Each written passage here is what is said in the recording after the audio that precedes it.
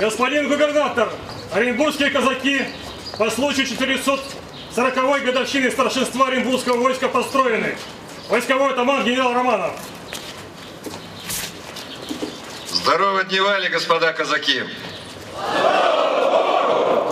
Уважаемые братья-казаки, дорогие оренбуржцы, уважаемые гости, я поздравляю вас с этим знаменательным событием. Год у нас поистине юбилейный. 440 лет оренбургское казачество охраняет и служит государству. И за все это время проявили только мужество, героизм, отвагу, патриотизм, которые передаются из поколения в поколение. Казачество всегда играло огромную роль в истории России. Это действительно та категория, которая несет великую культуру и традиции в нашего народа.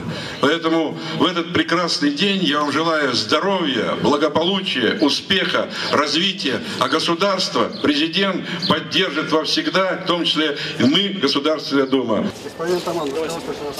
Войскового старшину Бойко Вячеслава Константиновича, члена пригородного хуторского казачьего общества. Служу России, казачество, верь православию!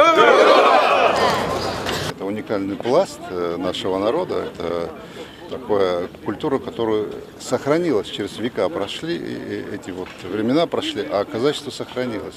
Сохранилась самобытная культура. Один период была незаслуженно забыта история. И сегодня возрождение вот этих вот самых лучших традиций, это очень важно.